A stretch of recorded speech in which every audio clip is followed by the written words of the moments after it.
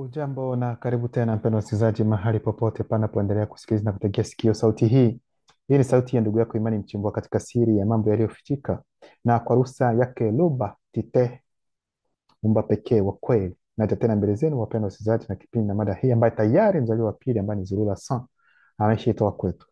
Ndugu zangu, siku ya leo tutaenda kuongelea tema ambayo nafikiri dunia mzima huwa watu wanaiongelea zaidi sana, na hiyo inahusu unyakuo, kama jinsi unavyoona tema kwa siku ya leo, unyakuo. Lakini sisi tutaongelea kuhusiana na siri iliyopo ya unyakuo, na sio unyakuo ambao mtaweza kuona katika filamu mbalimbali ambazo wanaonyesha kwamba watu wananyakuliwa aidha mambo mengine. Hapana, hatuko katika mambo ya filamu, tuko katika uhalisia wa kiroho. Haya ndio mambo ambayo mtaenda kuyasikia kwa siku ya leo, bali unyakuo ambao unafanyika huwa unafanyika katika vipengele mbalimbali, kwa sababu tunajua kwamba mtu anaweza akafariki hadi tuseme wakati wa mwisho. Wale ambao wamefariki katika ukweli nao pia watanyakuliwa. Kuna wengine ambao bado wako hai lakini wananyakuliwa, mambo kama hayo. Kwa hiyo kuna aina mbalimbali pia za unyakuo, lakini sisi tutaenda kuonyesha zaidi sana kuhusiana na nini ambacho kinaweza kufanya mtu ambaye anatembea kulingana na ukweli apate kunyakuliwa. Maana nafikiri kwamba ni mada za tema ambayo kila mmoja atapendelea zaidi sana aijue vizuri, aisa namna gani anaweza akafanya ili kwamba apate kunyakuliwa. Maana watu wanaongea mambo mengi sana na wanafikiri kwamba wako sahihi katika hayo wanayoyaongea, ila hawajui zaidi sana ni nini ambacho kinajificha nyuma na ni nini ambacho kinatakiwa ili kwamba mtu afikie katika hali hiyo ya unyakuo, kwa sababu sio swala la wewe kulala na kuamka tu boom umenyakuliwa. Hapana, kuna vipengele mbalimbali, kuna mambo kadhaa ambayo mnatakiwa kuyajua lazima. Na mtaona kwamba mtawasikia kwa wakati huu hao wanaojiita kwamba ni Wakristo, wao wanasema kwamba wanamsubiri Yesu ili kwamba Yesu aje kuwanyakua, sijui akuje kuchukua, sijui kunyakua kanisa ili waende naye mbinguni waishi milele na milele. Mimi nawauliza, huu unyakuo ambao wanatarajia ni unyakuo wa namna gani? Kwa sababu wao wenyewe ndani ya Biblia za kisasa hivyo hivyo katika kitabu cha Ufunuo wanasema kwamba kutakuwa na utawala wa miaka 1000.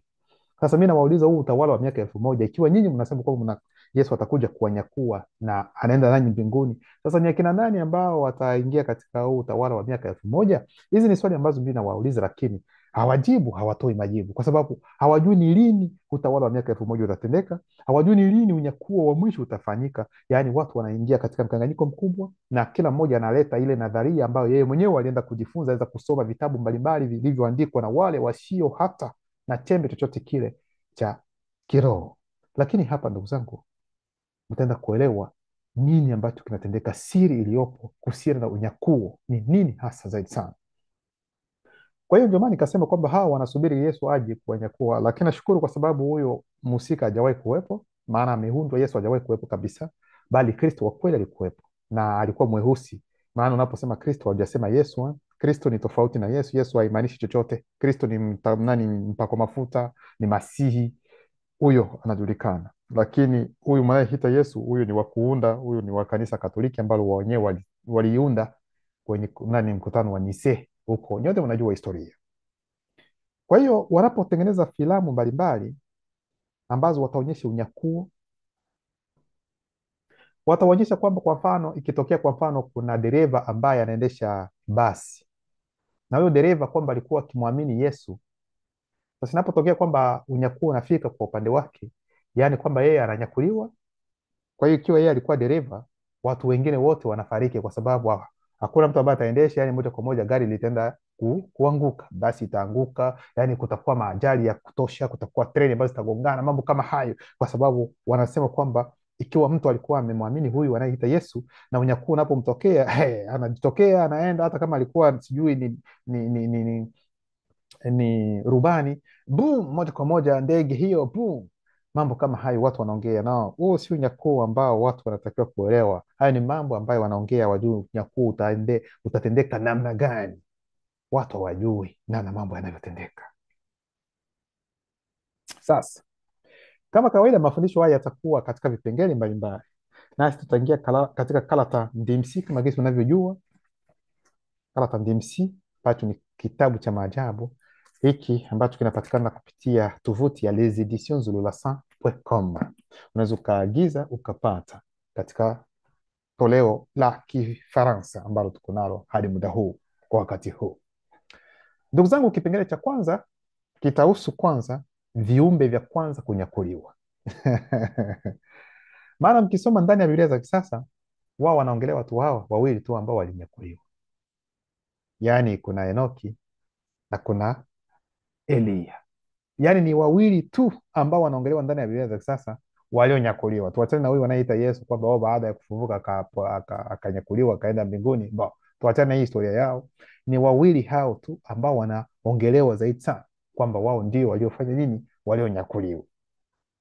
Lakini tutapenda kuonyesha kwamba kabla ya dini zenu zote hazijakuwepo na hazijafikiriwa hata kuwepo, kabla ya rangi zingine kuwepo katika dunia hii tofauti na mtu mweusi, kabla ya gharika kuwepo, kabla ya mgawanyiko wa bara kutokea, kuna viumbe ambavyo vilikuwa tayari vimenyakuliwa na vikaingia huko ambapo mnasema mbinguni, vilinyakuliwa. Kwa hiyo unyakuo hautokani na hizo takataka zenu ambao umeleta kwamba labda unapokuwa katika kanisa aidha dini fulani, ina maana kwamba hapo umefika kwamba ukifariki utaenda kuokolewa. Acheni muda, kupoteza muda wenu bure. Ndugu zangu, hapa ukweli umesimama, msio na wasiwasi na msiogopa. Nikupenda kusema kwamba kuna viumbe ambavyo vilinyakuliwa kabla hata ya ujio wa rangi zingine hazija kuwepo. Mnaona, kabla ya hao wajanja, hao majambazi walioleta hizo Biblia na hizo dini, tuseme tu Waarabu na wazungu walioleta hizo takataka za dini katika bara letu la Afrika, hawaja kuwepo, hawajazaliwa, mababu zao wote hawaja kuwepo. Kuna viumbe ambavyo tayari viliwahi kunyakuliwa ambavyo vilitembea kulingana na ukweli. Unaona, na hapo katika kipindi hicho ni watu weusi tu peke yao ndio waliokuwepo. Sasa tutaenda kuonyesha, tunaenda katika Karata Ndimsi ndani ya kitabu cha Ebutedi sura yake ya kwanza mstari wa 218. Inasema, hali ya anga ghafla ikawa ngeni, na papo hapo tulisikia sauti kuu ya mtateti akitembea katika monda.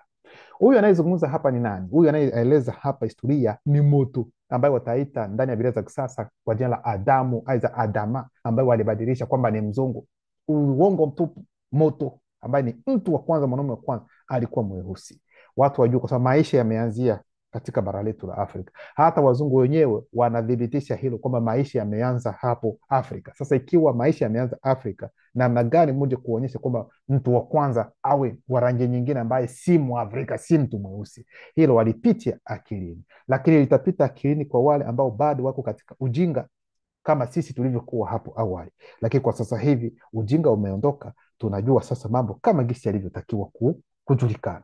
Sasa yeye ambaye ni moto, yote mnajua kwamba ni mtu wa kwanza. Moto walikuwa na ni roho wa mwisho kabisa kuumbwa katika roho zote za gizo kula vitu ambavyo mtaita malaika. Yeye ndio alikuwa wa kwanza, akapewa jukumu la kuja ili kwenda kueneza hesabu inayojulikana. Na sisi sote watu weusi tumetokana na mtu huyo. Yaani mtu mweusi ni ndugu kabisa. Haijalishi lugha ambazo watu watazungumza, nchi ambazo kwa wakati huu wanaita hii nchi inaitwa hivi na hivi na hivi, mtu mweusi ni mtu mmoja, ametoka kwenye chanzo kimoja. Hilo mlielewa, mlikubali. Mnaweza kuwa na tofauti zenu, naweza namna gani, lakini hilo halitafanya kwamba watu weusi wasiwe mtu mmoja, yani mtu ambaye ni damu moja. Hilo haliwezi likafanya hivyo. Unaona ndugu zangu? Kwa hiyo muelewe hilo. Huyu mwanaume alikuja, ni kweli alifanya mambo ambayo yanatakiwa kufanyika, lakini ikafika wakati ambapo walianguka. Na walipoanguka, yeye kuanguka kwake ni kujitolea tu, kwa sababu yeye alikuwa na uwezo wa kutokufanya kile ambacho kilitendeka. Lakini hayo sio mafundisho. Sasa tunachotaka kuwaambia ni kwamba hapa sasa ni wakati ambapo yeye hapa sasa atawaelezea aidha atatuelezea kipindi ambacho walipoanguka ni nini kilichotokea kwa viumbe vingine. Sikilizeni sasa kwa makini, hapa ndipo atatupatia sasa ufafanuzi zaidi sana kujua ni nini ambacho kilitendeka sasa kuhusiana na viumbe vingine ambavyo vilinyakuliwa, na hivyo viumbe vilikuwa viumbe gani? Hali ya anga ghafla ikawa ngeni, na papo hapo tulisikia sauti kuu ya mtatedi akitembea katika monda. Mtatedi ndiye roho anayewaanzisha na kuwaongoza walioanzishwa. anayewaongoza na kuwatawaza walioanzishwa. Yeye Mutatiti ndiye watakayechukua, watasema kwamba ni malaika wa Bwana. Mnaona, ni yeye ndiye aliyekuwa akitembea ndani ya bustani. Ndani ya Biblia za kisasa wanasema ni Mungu aliyeshuka akaanza kutembea katika bustani. Hicho ni kiumbe hicho. Kwa hiyo Mutatiti akaanza kutembea katika monda ambayo ni bustani, katikati mwa joto la usiku. Mimi na Muto, yani Muto anasema yeye na mke wake ambaye ni Muto, tulienda kujificha nyuma ya roho za monda bustani. Yani kwa hiyo wakati walipokuja wakaenda kujificha nyuma ya roho za monda, ambazo ni roho za gizo kula vitu ambazo zilikuwa katika bustani hiyo, ambao wataita kwamba miti, alienda kujificha nyuma ya miti, zilikuwa ni roho. Okay, sasa ili tusionekane na Mutatedi, ingawa hata hivyo angeweza kutuona kupitia roho za monda. Kwa hiyo walienda kujificha nyuma ya roho hizo ili kwamba Mutatedi asipate kuwaona. Unaona, ndani ya Biblia za sasa ni kwamba ili Mungu asipate kuwaona, kwa sababu Mungu ana kikomo. Lakini akasema kwamba ingawa hivyo, lakini Mutatedi alikuwa na uwezo tu wa kuwaona kupitia hata kaka zake wengine. Wakati Muto na mimi Muto tulipokuwa tumepenya mabadiliko, kuna mabano, yani anguko, na wakati hali ya anga ikawa ya ajabu ghafla, muda huo mfupi, kuna mabano, roho wa mida mfupi alikuwa pale. Sikilizeni kwa makini, tunafunga mabano. Tulisikia sauti yenye nguvu ya Mutatedi aliyekuwa akitembea katika monda, yani bustani, katikati ya joto la usiku. Kuna mabano, roho msimamizi wa giza na roho wa usiku pia walikuwepo. Papo hapo mimi, kuna mabano, pamoja na Muto anayesema ni Muto, niliona, kuna mabano, roho Benoni Musangiseti, yani Phoenix, as a Phoenix, nyuma ya ndege wa ajabu Phoenix. Yaani Moto na Muto walipoangalia wakaona roho za gizo kula vitu ambazo ni ndege Phoenix, lakini wakaona nyuma yao tena kuna ndege pia ambao ni Phoenix ambao walikuwa katika bustani hiyo. Sasa wanafanya kitu gani? Sikilizeni kwa makini. Muto na mimi kisha tukapenya, kuna mabano, tukaona jinsi ndege wa ajabu Phoenix, aina hii ya ndege ambayo iliumbwa kabla ya ndege wengine wote, hawakuambukizwa, kuna mabano, kuasirika, tunafunga mabano, na dhambi iliyotokana na kuanguka kwetu, yaani kuna mabano, kutotii dhabihu yangu kwa mama yenu, hata pia sangwa ngungwa ngando, yani Behemoth, na ekukuta ngungwa ngando, yani Leviathani, na baadhi ya watoto wao. Maana yake ni nini? Tutaendelea. Yani hapa wanaanza kuwaeleza kwamba yani kuna ndege wanaoitwa kwa jina la Phoenix, yani ndege wa ajabu. Hao wakati ambapo Moto na Muto walipoanguka, yani dhambi haikuweza kupata mamlaka zidi yao. Mnasikia, wakati walipoanguka, kwa sababu mnaweza mkajiuliza kwa nini wengine walianguka pamoja na Moto, hata wanyama wengine walianguka. Kwa sababu Moto yeye alikuwa anatawala wanyama kuanzia ndani ya roho zao, ndani ya nafsi zao, hata juu ya mili yao. Alikuwa na utawala katika utu wao wote tatu, na ikiwa mtu anakutawala katika utu wako wote tatu, ina maana kwamba akifanya kitu ambacho si kizuri, nawe pia utaenda hivyo hivyo, yani unabebwa. Lakini sasa cha kushangaza ni kwamba kuhusiana na ndege hawa wa ajabu ambao ni Phoenix, wao hawakukumbwa na anguko na dhambi ambayo ilitokea kwao Moto na Muto. Nasikia, lakini sio wao tu, pia kuna ekukuta ngungwa ngando na sangwa ngungwa ngando, yani wanyama wawili wa kwanza wa majini walioumbwa wa kwanza kabisa katika viumbe vyote vya hali inayoonekana, nao pia hiyo dhambi haikuwagusa hata kidogo. Lakini mnaweza mkajiuliza ni kwa nini wao hawakunyakuliwa? Kwa sababu hawa wanyama ambao tunaongelea hapa, hao wanyama wawili ambao ni sangwa ngungwa ngando na ikukuta ngungwa ngando, ambao watasema kwamba Leviathani na Aiza Behemoth na Leviathani wapo katika muda huu, wako katika hali hii inayoonekana, lakini hatuwezi tukawaona, na waliachiwa, walibaki. Kuna sababu maalum kwa nini wapo hadi muda huu. Maana wengine wanaweza kafikiri kwamba labda kwa sababu hawakunyakuliwa, labda kwa sababu walikuwa ni wazito waweza namna gani. No, hizo ni fikra tu za watu ambao hawako katika neno. Kwa hiyo mwelewe hivi sasa. Hapo ndipo sasa wakaona kwamba nyuma ya wale ndege ambao ni aina ya phoenix nani, ndege wa ajabu, wakaona kwamba kwanza, kabla ya kuwaona, waliona roho za gizo kula vitu ambao ni Benoni Musangisidi, ambao ni Phoenix pia. Kumbe ni hizo Phoenix ambazo zilikuja katika lengo la kuja sasa kuwanyakua hao ndege wengine, na wanawambia kwamba hizo Phoenix ndio ndege za kwanza kabisa, yani ndio aina ya kwanza ya ndege kuumbwa kati ya ndege kama gisi mnavyotakiwa, lakini ndege zinakuja katika kategoria ya pili kwa viumbe vilivyoumbwa katika hali hii inayoonekana. Kwanza, viumbe vya kwanza kuumbwa vilikuwa vya majini, alafu sasa vya angani ambazo tunaona ndege, alafu nchi kavu ndio tunaona wanyama wa nchi kavu. Hivi ndivyo mnavyotakiwa kuelewa. Kwa hiyo ndege wa kwanza kuumbwa hawakuanguka. Wanyama wa kwanza kabisa kuumbwa nao pia wa majini, wanyama wakubwa nao pia hawakuanguka na baadhi ya watoto wao. Wanyama hawa wa baharini hawakunyakuliwa, kuna mabano, kuondolewa kutoka katika hali inayoonekana, lakini walibaki kwa muda mrefu katika hali ya astrali, yani hali ya nafsi. Maana yake ni nini? Yani hawa wanyama wawili ingawa hawakunyakuliwa, yani walikaa muda wa kutosha sana wako katika ulimwengu wa nafsi. Sasa kuna wakati ambapo sasa wakaingia sasa wakati fulani, na ni baada sasa ya gharika, ndipo hawa wanyama wakaruhusiwa sasa waingie katika hali inayoonekana. Hivi tuko nao katika hali inayoonekana, lakini hatuwezi tukawaona. Maana ukiona nyama kama huyo unamalizika. Kwa hiyo hicho ndio kitu ambacho mnatakiwa kuelewa.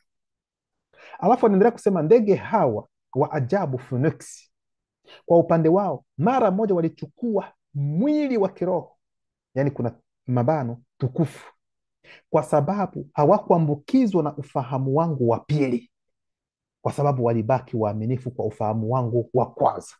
Luba, najua walio wengi hawawezi wakapenye hili nalolisoma. Yani wanapenda kuambia kwamba ili ndege hao ambao ni Phoenix wapate kunyakuliwa, yani walitakiwa kubaki waaminifu kwa ufahamu wa kwanza wa moto. Naposema ufahamu wa kwanza wa moto, maana yake ni nini? Ufahamu wa kwanza wa moto, yaani ni moto kama roho wa agizo kula vitu ambaye alikuwa wa mwisho kuumbwa. Huu ndio ufahamu wa kwanza wa moto, na huu ufahamu wa kwanza wa moto ambaye ni roho wa mwisho kuumbwa haukuanguka. Ufahamu huu, ufahamu upo tu. Sasa wao ili wapate kuingia lazima wafanye nini? Yaani wawe waaminifu, wabaki kuwa waaminifu kwa ufahamu wa kwanza wa moto, kwa sababu ikiwa watakuwa waaminifu na kwamba wanaingia katika agizo kula vitu bila kutegemea ufahamu wa kwanza wa moto, ina maana kwamba hao wanyama au ndege wanaweza wakawa hata pia wakuu kuliko moto katika agizo kula vitu, na ni kitu ambacho hakiwezi kikawezekana. Sijui kama unaelewa hii sasa. Kwa hiyo hata wanyama hawa wawili wakubwa wao pia walibaki waaminifu kwa ufahamu wa kwanza wa moto, ingawa nikasema kwamba wao hawakunyakuliwa kwa sababu kuna siri kubwa ya kwa nini hawakunyakuliwa, kwa nini wanatakiwa kubaki kwanza, kwa sababu kuna sababu maalum.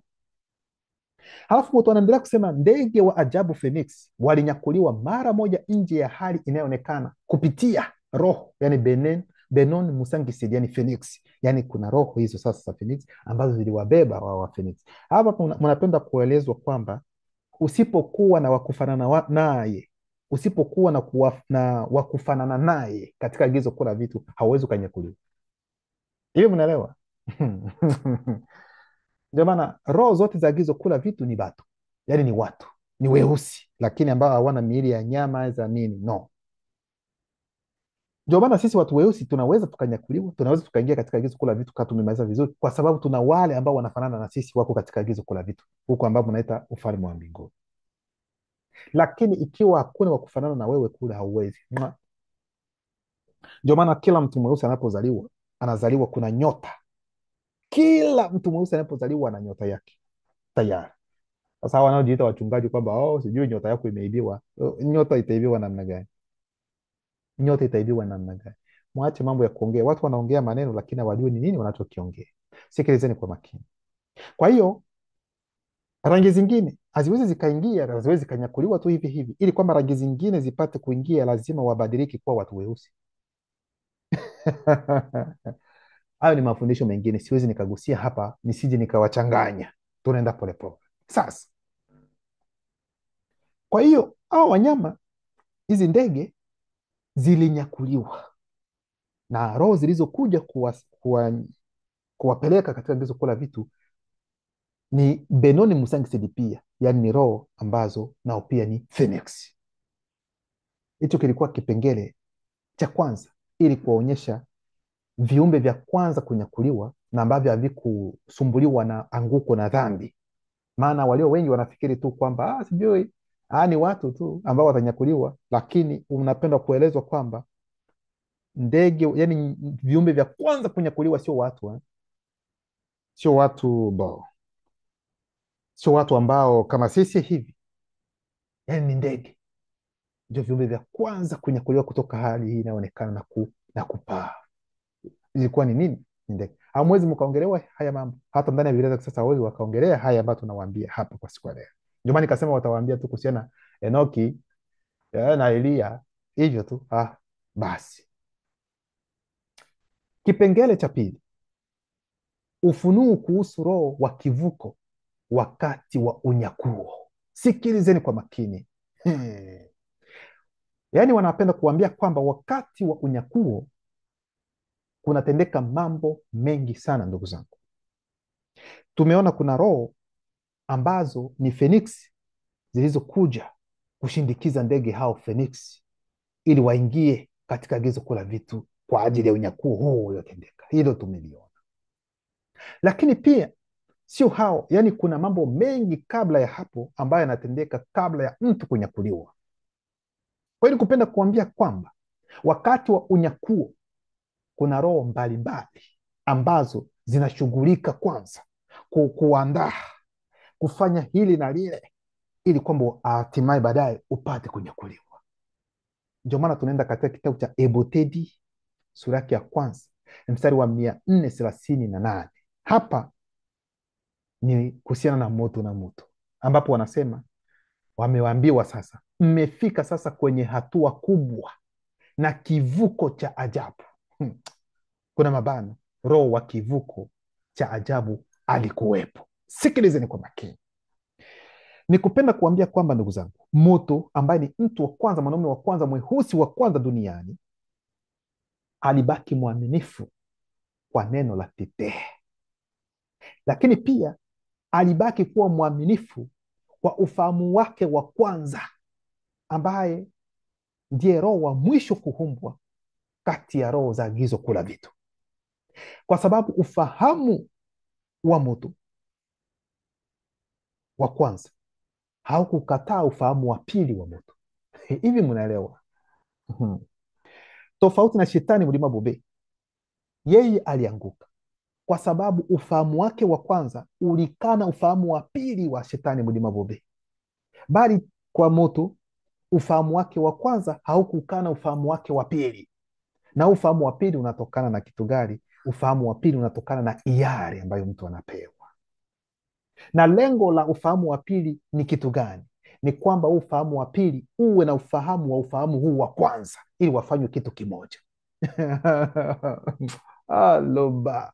Kwa hiyo hilo ndio jambo ambalo natakiwa kuelewa. Kwa hiyo moto hapa, kuhusiana na ufahamu wake wa kwanza, haukukana moto, yaani ulikubali moto, na ndio maana moto na moto wakafika kipindi sasa wanatakiwa kunyakuliwa. Sasa sijui kama naelewa vizuri. Kwa hiyo kuhusiana na unyakuo, ndugu zangu, mwelewe na mtambue kwamba kuna njia za kupita.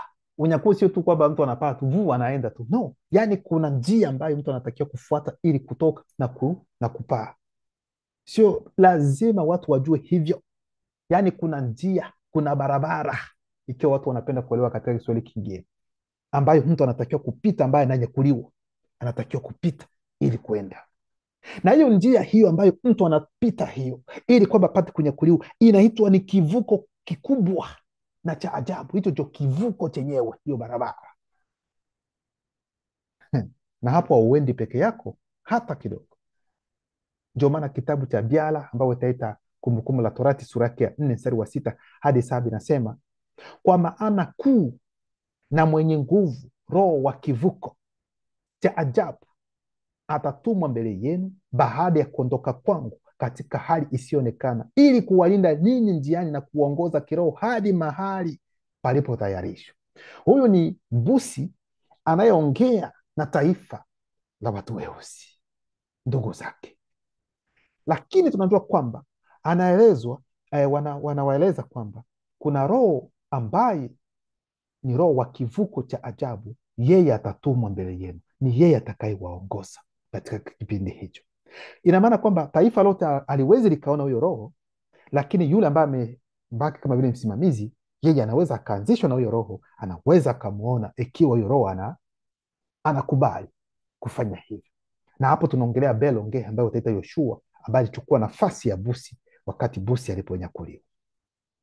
Kwa hiyo kipindi hicho anaambiwa kwamba huyo roho ndiye atakayewaongoza katika wakati huu. Sasa lengo ni nini? Yaani lengo la huyo roho ambaye ni roho wa kivuko cha ajabu, yeye yuko hapo katika lengo la kuwasafisha pia hadi kwenye mwisho wa safari yenu, ili mpate kuwa na mwili tukufu. Yaani yeye ndio anawaandaa, yaani yeye ndio atatuandaa huyo naye pia, ili kwamba kutuandaa ili tupate kuvuka, na ili kwamba tupate kuvuka tunatakiwa tuwe nini? Yaani tuwe safi tayari, tumetakasika, yaani utu wetu wote tatu umesha kuwa kitu kimoja. Hili ndio jambo ambalo natakiwa kulielewa, ndugu zangu. Sijui kama napenya hapa. Kwa hiyo kuna roho mbalimbali ambazo zipo ili kwamba mtu apate kunyakuliwa, na kuna vipengele mbalimbali. Anaendelea kuambia kwamba jihadharini katika uwepo wake na msikie sauti yake kwa njia ya Belonge. Msimpinge roho wa kivuko cha ajabu, kwa sababu hata wasamehe dhambi zenu, kwa sababu jina ambalo pia linadhihirisha kuwa kamili na pia kuu kwa yote ambayo wasioanzishwa wazungu na damu mchanganyiko, yaani metisi, katika imani zao hutaja, kuna mabano watataja, tunafunga mabano, katika mamilioni kadhaa ya miaka ya hali inayoonekana, tunafunga mabano, Mungu aiza miungu, uungu, miungu, Bwana au muumba, pamoja na sifa zingine zote, ambaye neno la teteh linafunika utu wake. Hivi ndivyo wanavyotueleza kuhusiana na huyo roho wa kivuko. Hao wanaojiita kwamba ni Wakristo wanasema kwamba Yesu anataka kuja, kwamba atakuja kunyakua kanisa kama jinsi nilivyosema.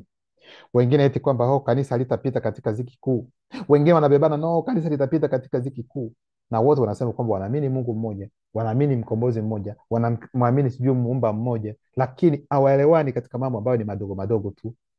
Sasa jiulize, ni wapi imani lao limesimamia? Kwa hiyo ili upate kunyakuliwa unatakiwa kuanzishwa na roho wa mvuto, aidha wengine wanasema namna gani, mvuto ambao tukasema namna gani, mkifaransa wanasema pesanteur. Unatakiwa kuanzishwa na roho wa kizunguzungu. Kuna roho wa kizunguzungu maana unaponyakuliwa kuna hali ambayo inaweza ikatoka ile ya nani bum, bum, bum, bum. Unatakiwa kabla ya kunyakuliwa upate uanzishwaji pia wa roho wa kizunguzungu. Unatakiwa pia upate uanzishwaji kutoka kwa roho wa mabadiliko, kwa sababu mwili wako unatakiwa kubadilika, uchukue, yani huu mwili hauwezi ukaingia katika gizo kula vitu. Kwa hiyo utabadilika ili kwamba upate kuwa na mwili ambao ni tukufu. Kuna vipengele mbalimbali, kuna roho mbalimbali ambazo zipo, ambazo unatakiwa kuanzishwa na hizo roho ili kwamba hatimaye upate kuingia unyakuliwe. Nafikiri hapa unaelewa vizuri, ndugu zangu. Kwa hiyo kunyakuliwa sio kama gisi wanavyosema hapo, sijui Yesu atakuja atatubeba tu. Mtaenda namna gani? Utabebwa namna gani? Hivi waulize hao watu wanaojiita kwamba ni Wakristo kwamba watanyakuliwa, waulize namna gani wanafikiri huu unyakuo utakuwa namna gani? Utakapoenda utakuwa na nguo zako tu umelala, sijui labda wewe na mke wako mko katika mambo ya kufanya huko dege dege dege, alafu mnapelekwa tu, mmoja unaenda uchi, utavaa subiri nivae kwanza nguo, alafu itafanyika namna gani? Unyakuo huu utafanyika namna gani? Hawawezi wakatoa maelezo, kwa sababu hakuna usahihi wa mambo wanayofundisha wengine, kwa sababu ni ujinga mtupu. Kwa hiyo ili kupata kunyakuliwa kuna vipengele kadhaa, kuna uanzishwaji wa hali ya juu ambao unatakiwa kuanzishwa Watu wanafikiri kwamba ni kitu tu boom, hey, mimi napaa. Wengine wanasema kwamba sijui Yesu anakuja anawapeleka mbinguni. Huyo Yesu anapokuja kuwapeleka, kwamba unaenda kuona maono, anawapeleka mkiwa na miili ya namna gani? Una mavazi ya namna gani wakati huyo Yesu anapo? Kwa sababu kikawaida, ikiwa Yesu amekuja amekupeleka hadi mbinguni, utajiona kwanza wewe mwenyewe mwili wako uko namna gani, na usiniambia kwamba wewe ulikuwa unang'aa. Achana na kung'aa, umwili wako ulikuwa namna gani? Kipengele cha tatu, roho wa siri ya neema itakasayo kabla ya unyakuo. Hivi tunataja roho ambazo zipo kabla haujanyakuliwa. Hivi ndio vitu ambavyo vinatakiwa. Kama nilivyosema, kuna roho mbalimbali ambazo zipo kabla ya unyakuo na wakati wa unyakuo zipo. Maana yake kabla ya unyakuo unatakiwa kupata uanzishwaji kutoka kwa roho pia wa siri ya neema itakasayo katika utu wako wote tatu. Yaani kuna roho ambayo yuko pale katika lengo la kusafisha utu wako wote tatu, yaani roho, nafsi na mwili. Huyo ni roho ambaye anaitwa roho wa siri ya neema itakasayo,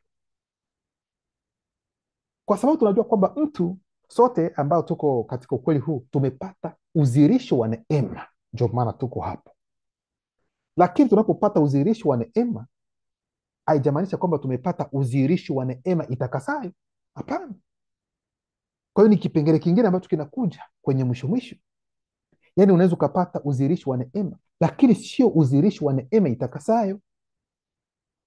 Kwa hiyo pia tunatakiwa kupita katika uanzishwaji huo kutoka kwa hiyo roho ambaye ni wasiri ya neema itakasayo, kwa sababu usipopata hiyo neema, hiyo siri ya neema itakasayo, sijui namna gani unaweza ukaingia katika agizo kula vitu, kwa sababu miili yako inatakiwa kuwa kitu kimoja na isafishwe. Sasa usipopata neema hiyo inayotakasa, ni vigumu, utaingia wapi? Ndio maana kitabu cha Ebutedi sura yake ya kwanza mstari wa 439 hadi 445 nasema, na heri nyinyi wakati huo, kwa sababu mto na wewe mumepata siri ya neema itakasayo. Kwa hiyo moto na mto wakati walipoanguka walielezwa kwamba kwanza, hata kabla ya kuanguka, mkipata neema itakasayo hamtaonja kifo cha kimwili, lakini msipopata neema hiyo inayotakasa, mtaonja kifo cha kimwili. Sasa hapa ni mwisho kabisa wa nani? Wa moto na mto. Hapa wanaelezwa kwamba mumepata neema hiyo, uzirishi wa neema inayotakasa umepata. Ndio maana wakasema na heri nyinyi wakati huu, kwa sababu mto na wewe mumepata siri ya neema itakasayo, kwa sababu uanzishwaji wa roho wa siri ya neema itakasayo imeidhinishwa na ufahamu wako wa kwanza. Aloba. Maana yake ni nini? Maana yake hapa ndipo wanatuambia kwamba yaani ufahamu wa pili wa mtu nao pia umekubalika, yaani ufahamu wake wa kwanza umekubali ufahamu wa pili wa mtu, na kutokana na uanzishwaji aliopewa kutoka kwa roho wa siri ya neema inayotakasa, kwa hiyo ufahamu wake wa kwanza pia mtu ukakubali kwamba mtu anatakiwa kutakaswa utu wake wote tatu ili apate kuingia katika agizo kuu la vitu. Kwa hiyo nikupenda kuambia kwamba mtu, yaani mtu ndiye mwanzo tena ndio mwisho. Ndani ya Biblia za kisasa unasema Mungu wenu kwamba yeye ni Alfa na Omega. Sasa sisi katika ukweli tunakuambia kwamba mtu ndiye Alfa na Omega. Yeye ni mwanzo, yeye tena ni mwisho.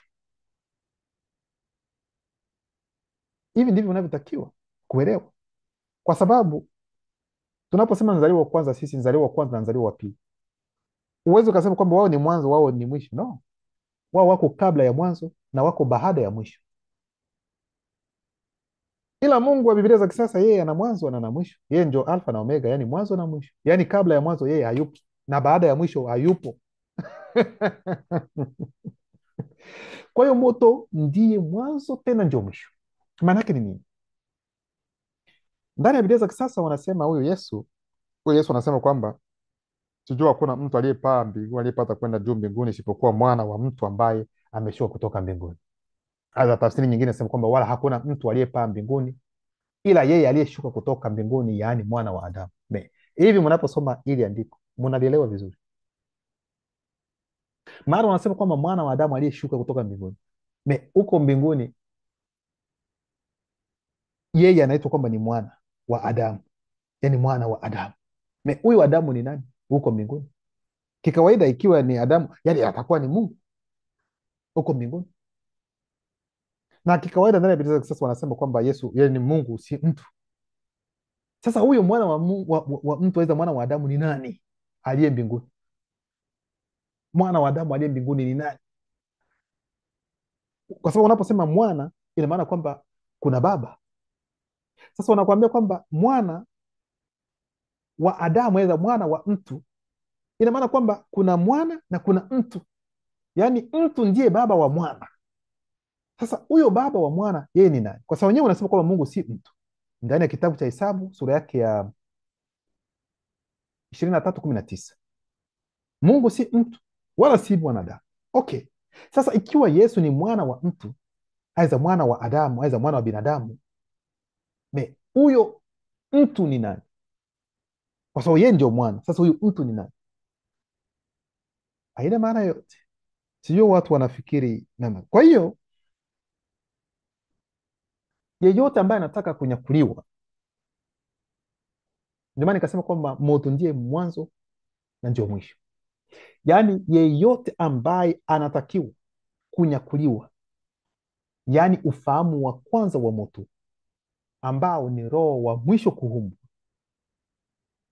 lazima huu ufahamu ukuizinishe, yaani ukukubali, ili kwamba upate kunyakuliwa, aweza kuingia katika ulimwengu wa kiroho, kwa sababu sote tumetokana na moto, hatuwezi tukaenda nje ya moto. Kwa hiyo ili kuingia katika ulimwengu wa kiroho tunapitia moto, kwa sababu yeye ndio baba yetu. Yaani uwezi ukaenda njia nyingine, aweza upite kwa mfano, nimeenda huku bila kupitia moto, hilo haliwezekani. Sijui ikiwa watu wanaelewa hili ambayo naliongea, itakuwa vizuri zaidi sana. Sote tumetokana, sisi watu weusi tumetokana na moto, na ili kwamba tupate kuingia katika agizo kula vitu, tunatakiwa kukubali, yani ule ufahamu wa kwanza wa moto utukubali sisi kwa matendo ambayo tunayotenda. Yes, huyu waingie. Ndio maana yake. Ndio maana wale wanyama, wale ndege ambao walionyakuliwa hawawezi wakajakuliwa bila kutegemea ufahamu wa kwanza wa moto. Sio kama mnaelewa hili. Kwa hiyo ndio maana walitakiwa nao pia wawe chini, wanyenyekee, watii ufahamu na wanatii namna gani? Kupitia sheria, kupitia kutimiza amri, kutokufanya kile ambacho hakitakiwa.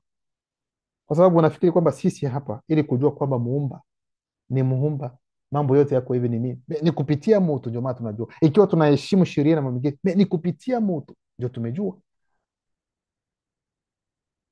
Hili ndio mnatakiwa kulielewa, ndugu zangu.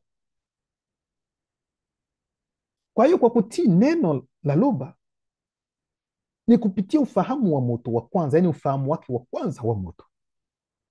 Ndio maana tunatii neno la lugha. Kwa hiyo uwezi ukapita kuingia kwenye bila kupitia ufahamu wa moto, hilo haliwezekani. Ndio maana naendelea kusema katika hii hamtajua wala kupita katika mauti. Kwa hiyo ndio maana wakaambiwa kwamba basi, kwa sababu mmepata neema inayotakasa, yaani amwezi mkapita tena katika kifo, amwezi mkafariki, kwa sababu ufahamu wa kwanza wa moto umekubali matendo yenu, umekubali namna mnavyoenenda, umekubali namna mnavyofanya mambo kulingana na ukweli na utii wenu kwa neno. Nafikiri hapa mnaelewa vizuri, ndugu zangu. Alafu anaendelea kusema Katika hili hamtajua wala kupita katika mauti. Waandishi wa Biblia za kisasa wanawaambia kwamba Adamu kwamba alifariki akiwa na umri wa miaka 930, lakini waulize kuhusiana na kifo cha Eva, hawatawaambia. Waulize kuhusiana na kifo cha Kaini, hawatawaambia chochote. Hata Wakristo waulize sasa hivi, je, Eva alifariki aidha hapa? Hawawezi wakawaambia chochote kwa sababu haikuandikwa sehemu. Je, Kaini alifariki aidha hajafariki? Kwa sababu haijaandikwa sehemu yote. Watawaambia kitu gani? Inakuwa ni vigumu. Sasa kuna kitu ambacho tutawaonyesha, maana hata waandishi wa Biblia hawaelewi siri ya kiroho iko namna gani. Yaani kupenda kusema kwamba ikiwa chanzo kimefariki, wale wanaofuata chanzo ambao wametokana na chanzo, namna gani watasalimika watu? Chanzo kikifariki, nanyi pia baadaye mnafariki. Kwa nini? Kwa sababu nyote mumetokana na huyo, mumetokana na hichi chanzo. Ina maana kwamba mna kiini ndani yenu cha hicho chanzo. Sasa chanzo ikiwa kimefariki, ninyi ambao ni matokeo ya hicho chanzo mutasalimika namna gani? Ndio maana wao kuna sehemu ambapo walifikiri kidogo kuhusiana na hili, ndio maana wakaacha kuweka kwamba Eva alifariki. Hili walipeja vizuri, na nitawaambia nini ikiwa mkuona kwamba hawakuweka kwamba Eva alifariki. Walielewa kitu kimoja, ndio maana wakaandika kwamba Adamu amefariki, lakini kuhusiana na historia ya Eva hawakusema. Na hata kuhusiana na Kaini nitawaambia kwa nini hawakuandika kwamba Kaini hakufariki. Kwa nini? Kwa sababu kuhusiana na Eva kuna sehemu ambapo Biblia inasema, sijui kama ni Mwanzo sura yake ya 3 mstari wa 20 kama sijakosea, kwamba Eva ndiye mama wa walio hai. Yaani Eva ndio mama wa walio wote walio hai, ndio Eva. Sasa wakaona kwamba ikiwa yeye ndio mama wa walio hai, tukiandika kwamba amefariki, namna gani katika kile ambacho kimekufa kutakuja wengine ambao wako hai? Ndio maana wakaona kwamba bwana, huu mchezo umetushinda hapa, ingawa tunabadilisha mambo mengine, lakini hapa tukigusa hapa tunashikwa vibaya, hatuache hivyo tu. Adamu alifariki akiwa na miaka 930. Sasa Eve hatujui. Mnajua kwa nini hawakuandika kwamba Kaini alifariki? Kwa sababu wanajua kwamba Mungu alimweka chapa, alimweka alama, ili kwamba yeyote atakayemwona asimuue, asimfanyie wengine. Sasa watasema alikufa na nini? Aliugua? Alichoka akafariki? Aidha namna gani? Hapana, no, tustope hapo. Pia hizi ndio siri ambazo mnatakiwa kuzielewa. Kwa hiyo kama gisi nilivyosema, wanaposema kwamba Adamu amefariki, na huyu Adamu ndiye chanzo cha wanadamu kuwepo. Kwa mfano, yeye akifariki, wengine wote ambao wametokana na yeye wote wanafariki. Hawawezi wakakuwepo. Utakuwa namna gani na chanzo chako kimeisha, kimefariki? Mfano muhimu nasema kwamba Mungu wenu kwamba aliumba kila kitu. Sasa mfano huyo Mungu anafariki kama vile roho, kwa sababu nasema kwamba yeye ni roho. Je, mnafikiri kwamba uumbaji wa huyo Mungu ambao yeye mwenyewe aliumba na akaomba nanyi pia, mtabaki imara? Mtabaki bila kufa? Mtakufa. Maana kiini cha huyo Mungu kimo ndani mwenu. Kwa hiyo yeye akifariki, nanyi pia mnaisha. Kwa hiyo nashangaza zaidi sana ambapo mnasema kwamba wewe Mungu wenu alikuja akachukua mwili wa mwanadamu akaitwa Yesu akafariki. Wakati anapofariki nyote mnafariki au ndio mambo ya kiroho yako namna gani eh? Kwa hiyo moto ndiye chanzo cha watu wote weusi. Yeye akifa, sisi watu weusi hatuwezi kuwepo. Hii ndio siri ambayo mnatakiwa kuelewa. Kwa hiyo mtu anaendelea kusema, mara tulipoyasikia maneno haya tukageuka sura mbele ya viumbe vya kiroho vilivyotukuka. Kuna mabano, kuungana kwa utu tatu. Nyuso zetu zikang'aa mara moja kama jua, na nguo zetu zikabadilika na kung'aa. Macho yetu ilikuwa kama miali ya moto inayowaka kupita nguvu zote za nyuklia, au nguvu zote zikiunganishwa katika hali inayoonekana. Basi tukatakasika na tukavuliwa hali inayoonekana. Hivyo sisi pia tuliundwa na nishati za mbinguni na zinazotokana na agizo kuu la vitu, Muto na mimi, kisha tukawa roho kamili zenye asili ya awali, kuna mabano, yani uzima, za roho za agizo kuu la vitu, kama kabla ya anguko. Kwa hiyo hapa tayari wamekuwa na miili tukufu, yani wameshakuwa kama vile roho za agizo kuu la vitu, ambayo ni uzima. Kwa hiyo hicho kilikuwa ni kipengele cha tatu. Maana yake roho wa siri ya neema itakasayo ipo katika lengo la kututakasa, kutusafisha vizuri kabla ya kunyakuliwa au kupokea mwili tukufu. Yes. Kipengele cha 4, aina mbalimbali za unyakuo. Kwa sababu kuna aina mbalimbali za kunyakuliwa. Kuna baadhi tumeona Benoni Musengisedi, kulikuwa roho zile ambazo ni Benoni Musengisedi, yani Phoenix, ambazo zilikuja katika unyakuo. Lakini mwelewa kwamba katika unyakuo kuna mmoja anaweza kaona hili na asione lingine.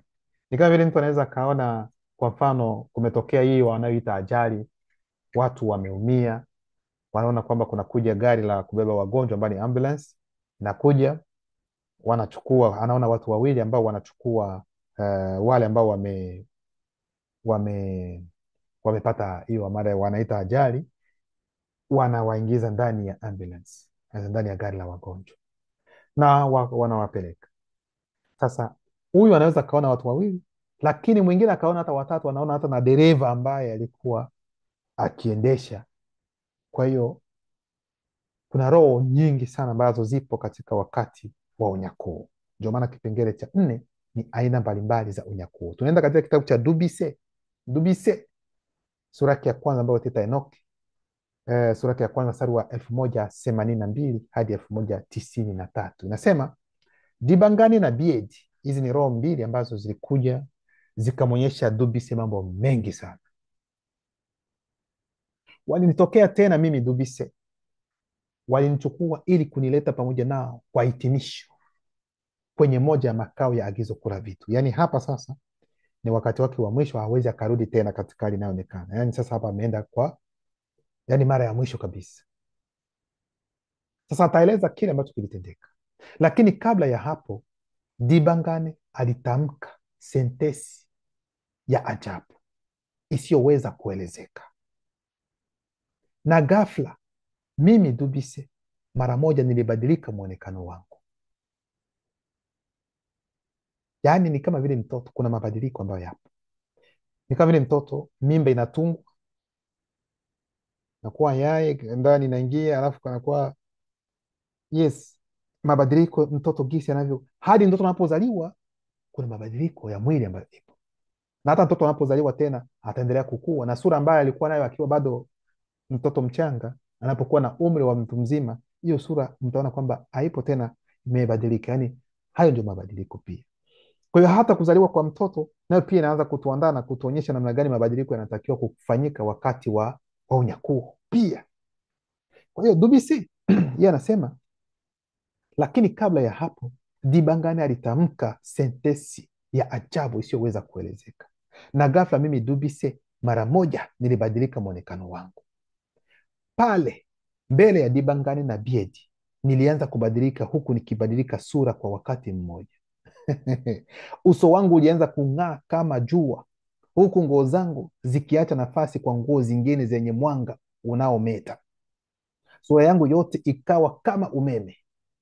Nyote mnaona umeme gisi ulivyo wakati mvua inapotaka kunyesha, kwa mfano kama kuna ngurumo na nini, unaona umeme, yani mwanga wa umeme unashinda hata mwanga wa kawaida ambao tuko nao wa mchana. Nyote mnaweza mkaona, unaweza mkashuhudia.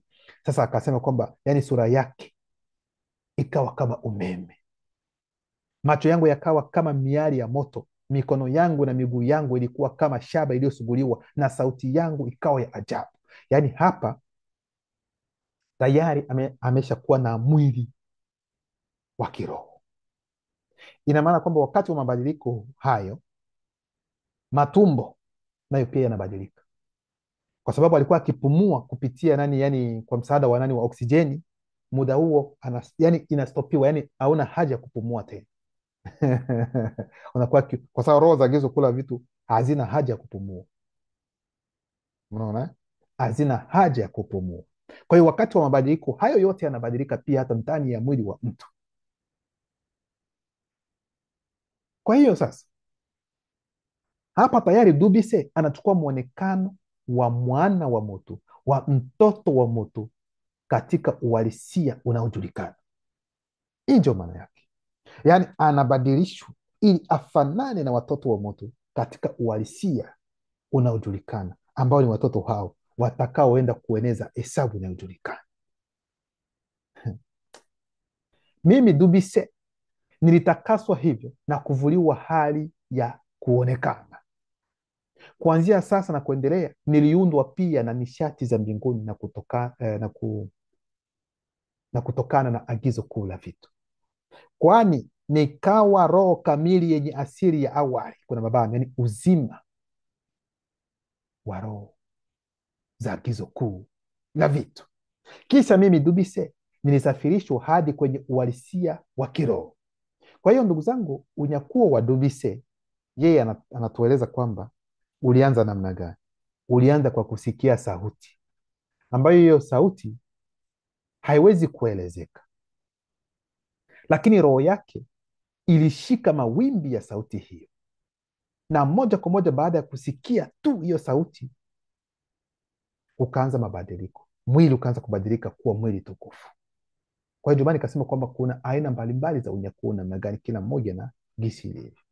Aina zingine za unyakuo, kitabu cha Biala sura yake ya 19 ambayo ita Kumbukumbu la Torati 19:1-5 nasema, kwa hivyo Busi alienda peke yake usiku kwenye mudongoma mindima Eloba, yani mlima wa roho za mbinguni, katika eneo la Mbenge, yani magharibi la Wase Mutunga, Afrika ya Kati. Shetani mudima bobe, yani roho mbaya, akaja mara moja karibu na mudongoma mindima Elomba, yani mlima wa roho za mbinguni, ili kumzuia nabii Busi. Akatokea Mene mwenye nguvu, yani mmoja wa malaika mkuu Mikaeli, na kumpinga shetani, hapana kumpiga, kumpinga shetani mudima bobero mbaya kuhusu Busi, na kumwambia kimya, napi kimya. Na hapo roho wa ukimya alikuwepo. Ina maana kwamba wakati huu anaposema kimya, yani shetani mudima bobero hawezi akaongea chochote, hata katika mafikra mawazo yake hakuna, kila kitu kinastop, hawezi akawaza kitu kingine, hata kuongea. Ghafla roho zenye nguvu zilizoandamana na magari ya moto pamoja na farasi wa moto zilitokea Busi, na roho zilimnyanyua Busi baada ya kubadilika kabisa, kisha akatoweka pamoja nao katika kimbunga kikubwa na chenye nguvu, kikimpeleka kwenye moja ya makazi yao alipokuwa nabii Dobise pamoja na moto na moto. Kwa hiyo wakati Busi aliponyakuliwa, ambao wataita Musa, ndani ya Biblia sasa alifariki, lakini Busi ambaye ni ukweli hakufariki, alinyakuliwa. Na wakati aliponyakuliwa, sehemu ambapo alienda kuwekwa ni sehemu ambapo moto na moto wapo pia, na Dubise yupo hapo, ndipo naye pia yupo kwa wakati huu. Na roho zilimnyanyua Busi baada ya kubadilika kabisa, kisha akatoweka pamoja nao katika kimbunga kikubwa na chenye nguvu, kikimpeleka kwenye moja ya makazi yao alipokuwa nabii Dubise pamoja na moto na moto. Wafalme wa Pili, yani Kinyebeba sura yake ya 3 mstari wa 2-4 inasema, washirika wa kundi la Batopedamudi, yani manabii walioishi Bolongi, waliniuliza mimi Sunga, ambao wataita Elisha, je, unajua kwamba leo neno la Loba litafanya kumnyakua muledi, yani bwana wako, yani muledi wako, yani mwalimu wako, hadi hali isiyoonekana ambapo roho za juu hukaa? Ndiyo, najua hilo pia, mimi Sunga nilijibu. lakini msiongee nami kuhusu hilo. Kwa hiyo ni wakati ambapo be ambayo wanaita Eliya alitakiwa kunyakuliwa. Sasa kuna kundi la manabii waliokuwa washiriki katika kundi la manabii, nao pia walipata hiyo taarifa kwamba be atanyakuliwa. Ndio maana wakamuuliza sasa Sunga ambaye alikuwa ni mwanafunzi wake, akasema unajua kwamba mwalimu wako leo atanyakuliwa? Akasema ndio, najua kwamba atanyakuliwa, lakini sitaki muongelee hayo, tuendelee na mambo mengine yani. Baadaye mimi na be tulienda pamoja hadi Mundimalende kwa njia ya mkato inayojulikana walioanzishwa, njia ya mkato, yani sio kwamba twende hivi. Hiyo inajulikana walioanzishwa, mimi sija okay. Washiriki wa kundi la Batopeda Mudi walioishi Mundimalende walinikaribia mimi Sunga na kuniuliza, je, unajua kwamba leo neno la Luba litafanya kumnyakua mledi wako hadi hali isiyoonekana ambapo roho za juu hukaa? Yaani ni neno la Luba ndilo linafanya, kwamba sio kwamba ni neno la Luba ndio linamnyakua moja kwa moja, no, lenyewe litafanya ili kwamba apate kunyakuliwa, kwa sababu kuna roho ambazo zipo zinazofanya kazi hiyo.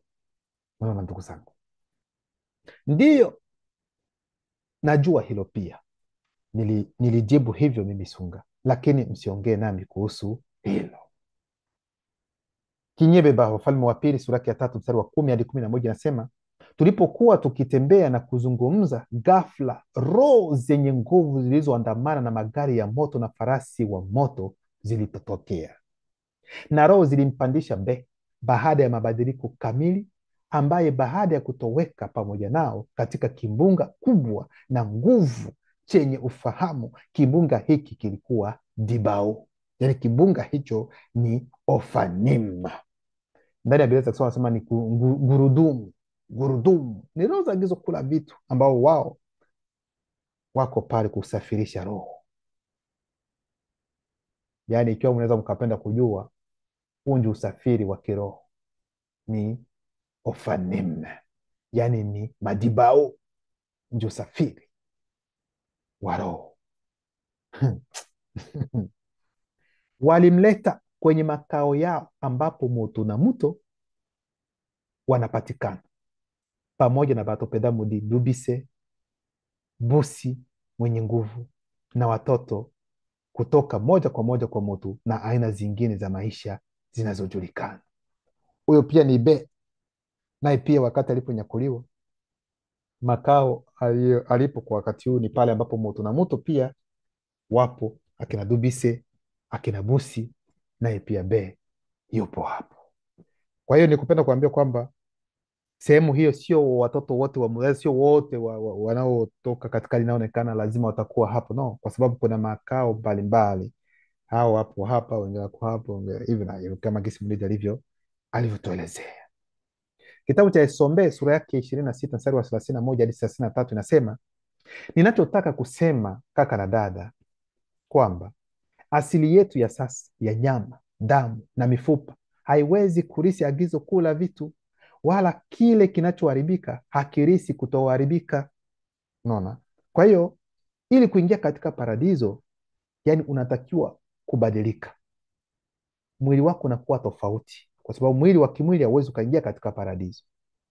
Kwa hiyo wote wanaokuja kusema kwamba sijui walienda paradiso au walienda mbinguni, hao wote ni wagonjwa wa akili. Yes, ni wagonjwa wa akili, kwa sababu hata maandiko yao yanasema hivyo hivyo, kwamba ili upate kuingia humo, iwe kwa nini, iwe kwa maono, kwa sababu wanasema maono lazima ubadilike, yaani mwili wako lazima ubadilike ili kwamba upate kuingia na uonyeshwe kile ambacho unatakiwa kuonyeshwa. Kwa hiyo unapoingia katika mbingu hiyo, unajiona unavaa mavazi ya namna gani? Uko namna gani? Umebadilika kitu gani? Na baada ya kurudi. Kwa hiyo hapa Esombe ambaye wataita Paulo anapenda kuonyesha kwamba miili yote mitatu ni muhimu. Walio wengi nimeshawahi kuwasikia ndani ya hizo dini wanasema kwamba sijui mwili si muhimu, kilicho muhimu ni kumwamini Mungu tu, roho ndio iko muhimu, lakini mwili si muhimu, huu mwili wa kimwili kwamba sio muhimu. Na maana wewe unasema kwamba mwili wa kimwili sio muhimu. Ikiwa mwili wa kimwili sio muhimu, kwa nini huu Mungu wako aliumba huu mwili wa kimwili? Na alipoumba kila kitu alisema chote kiko sawa. Anaposema kwamba kila kitu ameona kwamba kiko sawa, ina maana kwamba ni muhimu. Sasa namna gani wewe ambaye umezaliwa leo unakuja kusema kwamba mwili sio muhimu? Sasa kama mwili hauko muhimu, kwa nini huyu Mungu wako aliumba huo mwili? Kwa hiyo utakaso unatendeka katika utu wote tatu: roho yako, nafsi yako na mwili wako pia, vyote viwe safi, kwa sababu hata wakati wa unyakuo huo mwili wako nafikiri utaenda wapi? Utatoka sehemu ambapo upo hata kama wamekuunguza nini sijui nini na nini, wameunguza kila kitu, yani hicho kiko huko na huko na huko na huko na huko, hata wachukue labda sijui ikawa kama vile majifu sijui wengine wakachukua labda wakatengeneza sijui nani nini matofali wanajengea wakati wa unyakuo kila kitu kitatoka sehemu ambayo ipo na utafanya kitu kimoja ili mwili wako upate kurudi kama kisi ulivyokuwa hapo awali. Mwili unakuwa tayari, nafsi yako inarejeshwa sehemu ilipo, hata roho ambayo ilikuwa inaenda inarudi, inafanywa kitu kimoja, alafu unapita kwenye hukumu. Ukiwa vizuri huko, basi huo mwili wako unabadilishwa, alafu unaingia katika agizo kula vitu, na kama sivyo, yani huu utu wako wote vup, unapata adhabu, unakaa yani unapotea, tuseme yani kupotea, yani baada ya adhabu, yani ni usahaulifu wa milele.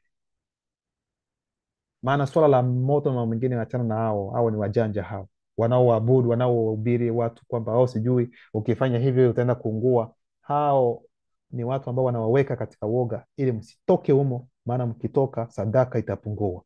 Moto haupo, haujawahi kuwepo na hautakuwepo kwamba mtu amefariki utaenda kuungua. No, adhabu ipo kweli kweli, adhabu kweli tena ya kutisha, ni kweli, lakini baada ya hapo usahaulifu kamili, kwa sababu zana ya milele haipo kwa ajili ya viumbe ambavyo haviko katika ukweli.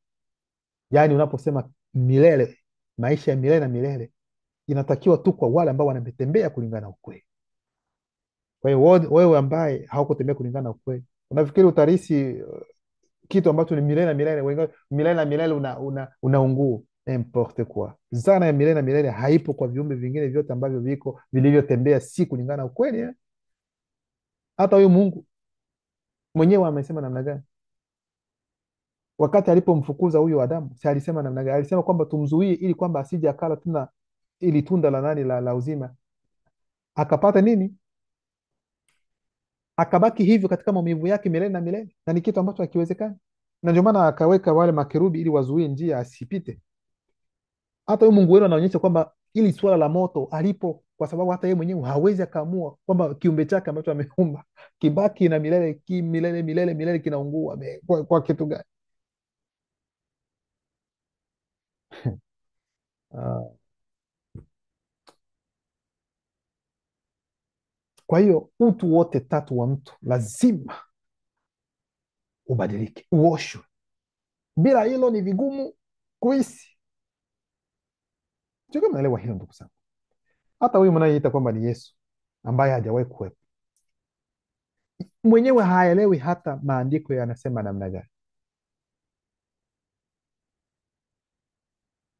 Wakati alipokuwa kwenye msalaba, alikuwa na majambazi wawili ambao sijui walikuwa wezi na mengine.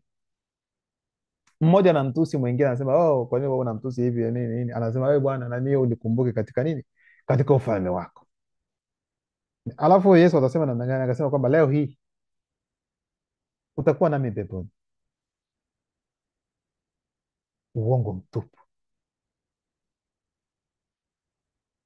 Leo hii atakuwa na wewe peponi namna gani? Unatakiwa kuzikwa kwanza, si ulisema hivyo? Utakaa siku 3 ndani ya udongo. Sasa leo hii utakuwa peponi namna gani wakati unatakiwa kwanza kuzikwa? N'importe quoi.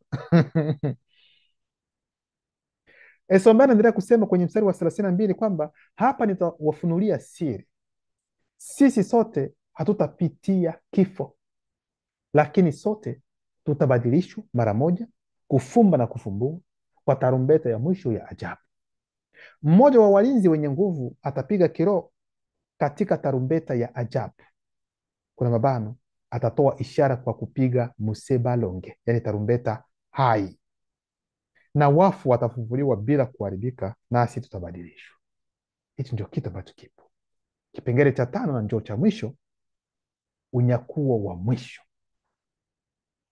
Some sura yake 41 mstari wa 26 hadi 28 inasema, tazameni kwa hakika kile tunachowatangazia ninyi kulingana na neno la lugha, wasioanzishwa walioneemiwa na walioanzishwa, ambao watakuwa hai katika hali inayoonekana wakati wa ujio wa kiroho wa Jokisabe na wa pili, katika hali isiyoonekana ya baada ya utimilifu mkuu, pamoja na baadhi ya roho zao takatifu. Hawa wasioanzishwa walioneemiwa na walioanzishwa hawatawatangulia wale wanaojulikana waliofariki kimwili na si kiroho katika imani ya kweli, kwa ishara inayotolewa na sauti ya watatu. Yes, yani roho, nafsi na mwili, kwa sababu mwili unatakiwa kuamka, nafsi inatakiwa kurudi na roho pia inatakiwa kurudi. Ndio maana ni watatu ndio wanapiga tarumbeta. Kisha kwa ishara inayotolewa na sauti ya watatu, basangwa tumba, ambao watawakilisha roho, nafsi na mwili, yani malaika wakuu gisi wanavyosema. Na wakati mmoja wa walinzi wenye nguvu atakapopiga kiroho katika tarumbeta ya ajabu, kuna mabano, kupitia mseba longe, yani tarumbeta hai, Jokisabe na wapili katika mazirisho yao katika agizo kula vitu, watatokea katika hali isiyoonekana baada ya utimilifu mkuu, pamoja na baadhi ya roho zao takatifu, na wale wanaojulikana ambao wamekufa kimwili na si kiroho katika imani ya ukweli, tangu wakati unaoonekana wa Jokisabe watafufuka kwanza. Kisha wasioanzishwa walioneemiwa na walioanzishwa, ambao watakuwa hai katika hali inayoonekana, pamoja na wale wote wanaojulikana ambao walikufa kimwili na si kiroho katika imani ya ukweli, katika wakati wa kale, kabla na baada ya ujio wa kwanza wa Jokisabe na wa pili, juu ya ardhi ya Wase na vipande vingine vya Wase, watanyakuliwa wote kiroho pamoja nao katika hali isiyoonekana baada ya utimilifu mkuu, kukutana na Jokisabe na wa pili. Lumba anaendelea kujitukuza.